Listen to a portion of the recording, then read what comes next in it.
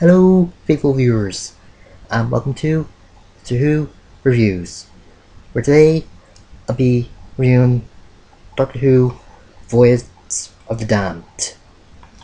This takes place after the season 3 finale, and the Doctor somehow got on the set of James Cameron's Titanic and the boat was crashing the TARDIS. I'm kidding about the James Cameron Titanic thing, not the boat crashing the TARDIS.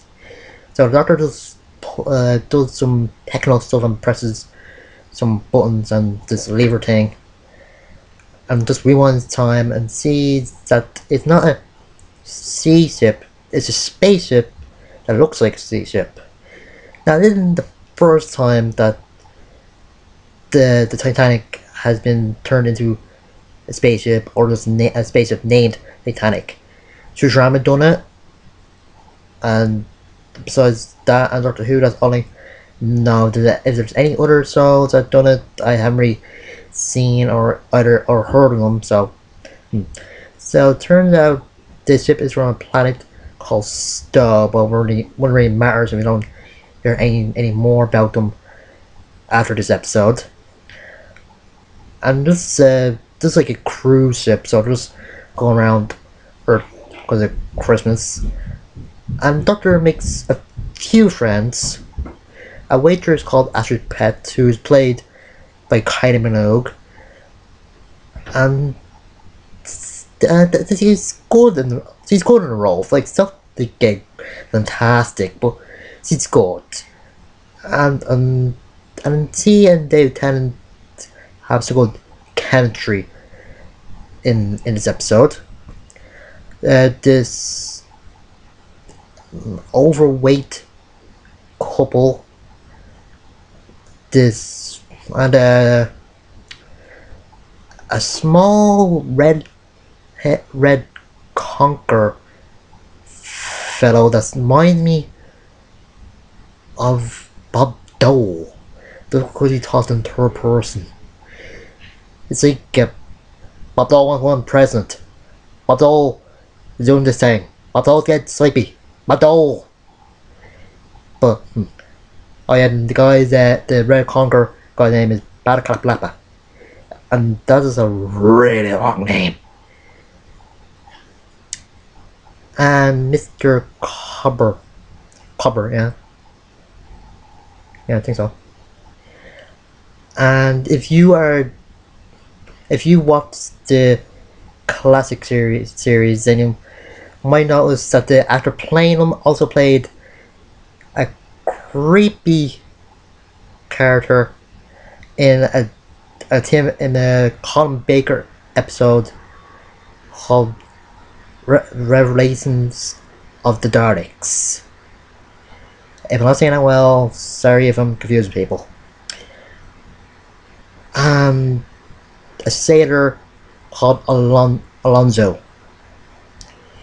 I might see him in season 2 with Sherlock.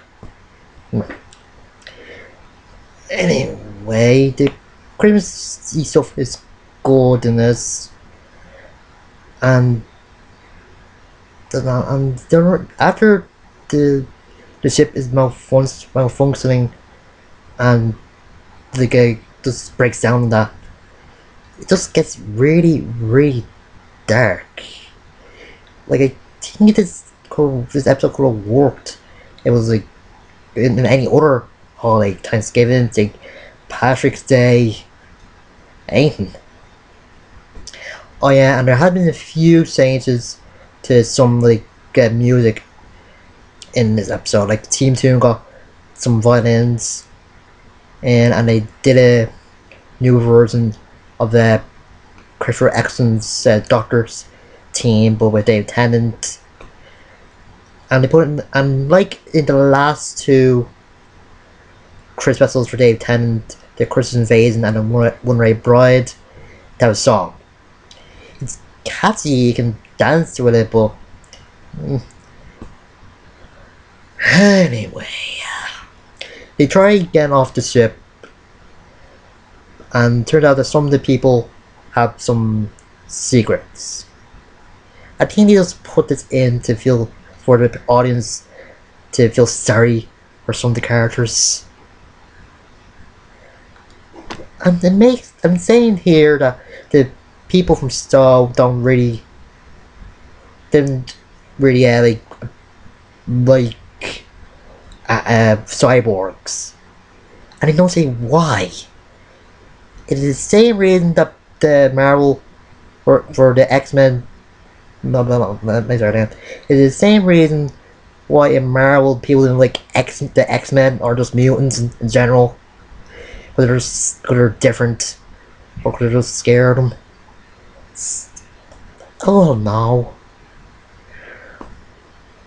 And I'm saying this because turn out that Balaclava is a cyborg, and so is the bad guy in this, Max. Max had horrible. Or I don't know why he had another bad guy called Max. Since in the first series there's already one called Max. Is Max just a common name? Ugh. And the deaths in this scene, in this episode. God.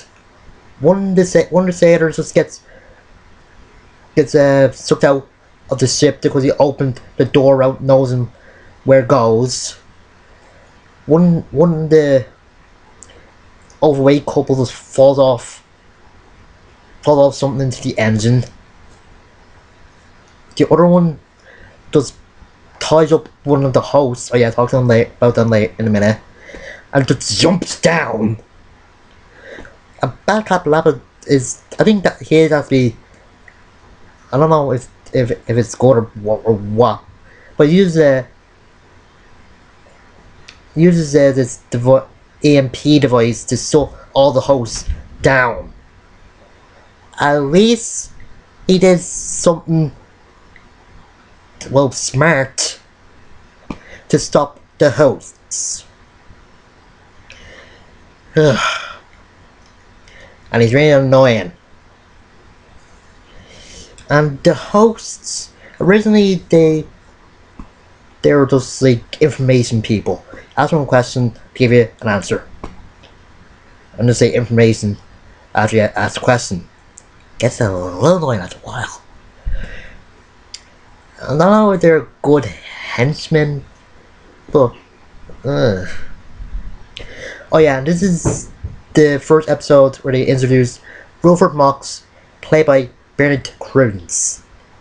We get to see him in the fourth series, so I won't really talk about a lot about him here, but I think he's a great character overall. He's funny and just I don't know what it is about him, but just like him. Bernard Cribbins is a good actor. But if you saw the 60s Doctor Who Dalek films, you wouldn't have seen that. Yes, he was only in the second one, but they're both bad. Ugh. Anyway.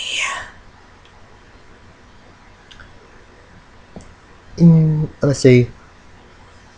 The Doctor split up from the after Mr. Copper. Oh yeah, and I forgot the business guy, which everybody hates, and he just slagged everybody else, or just actually mean to everybody else. I didn't mention him because I don't really care. He could have had the episode without him. I'm just saying. Well, Doctor heads to one of the floors of the ship and finds the host, and then asks them to bring him to whoever's in charge. And it turned out that Max was in the ship. Yeah, that's a good idea. Being in a ship that's crashing. Not only that, one of your ships that's crashing. Yeah, you pay the guy to crash the ship. Well, actually, he just paid his families, and I don't really care. It's like a one day from retirement thing. it's just useless. I know that he's in like a cube thing that is invulnerable to like radiation and that, but it's still so goddamn stupid. Yeah. And the reason he's doing this because the board of his company voted him out. You think that the president could have had more jurisdiction in his own company, and he's just a head with a load of metal in it, or just on top of it, whatever. Again, saying that the people of of his planet don't like cyborgs, even though they recently had rights. Can't really explain it then. Ugh. And after he tries to save Doctor by just being on a forklift? No. Someone was saying that, yeah, I think maybe a forklift. A treadmill? No. Something. And just puts his max over Jensen's and he falls in as well. And it sort of reminded me of Doomsday when Rose was falling or going to fall into the void. Difference is, Astra actually dies. Yeah, another death. I know Doctor Who Christmas specials have deaths in them, but what the hell? At least they seem Christmassy. The one-ray bride, the next Doctor, the Christmas Carol, the Doctor Widow and the Wardrobe. Well, the Snowman had a little bit of Christmassy in it. Well, they all have deaths in them, but they still feel Christmassy. This doesn't seem that Christmassy. Ugh. And Russell T Davies wrote this, and he wrote the last two, I think. What's wrong with him? What was so damn wrong? And I think David Tennant's best bit in this episode is where he tries to save Astra by using the teleport thing to lock onto her bracelet that she's wearing, but can't really save her, and you just see his anger and his need to save her, and just very good. The reason they killed her off because Kai was just busy at the time and wasn't able to do it, but I think if they could have made her a companion, it would have been good. And would have had like two girls in it, so like as a companion. I think she could have did a good character, but yeah. And in the end, only 4 people survived in this: Doctor, Mr. Copper, Alonzo, and the business guy.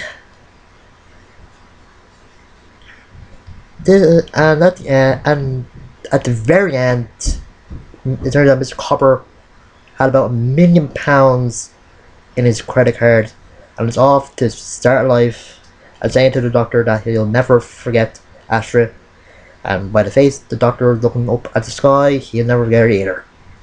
And to make this episode even worse, this was a tribute episode. I think it's for the girl that starred Doctor Who, like invented it. So this is just bad to tribute this episode to her. I can think of a lot more episodes that have been good, the better tribute to her than this. Doomsday, Paranoid Ways, Sound of Drums, Blink, the 2-part in the library, Partners in Crime. Ugh. And the Doctor's team in this, I don't think it was suited the way it was shown. Like, it came on when after fell into engines and Alonso was, or the stuff in where Alonso was breaking down, and the doctor was walking up, and the angels grabbing him. I think those parts was good, but for the angels thing, didn't seem like fit in. Ugh. A musical as always, so this could have been a good episode. If he could just let a few more people die or live, whatever. And I'm could have more of Wilfred, but I give this a 4 out of 10. Hopefully, next Doctor Who Christmas review is better than this one. See you later.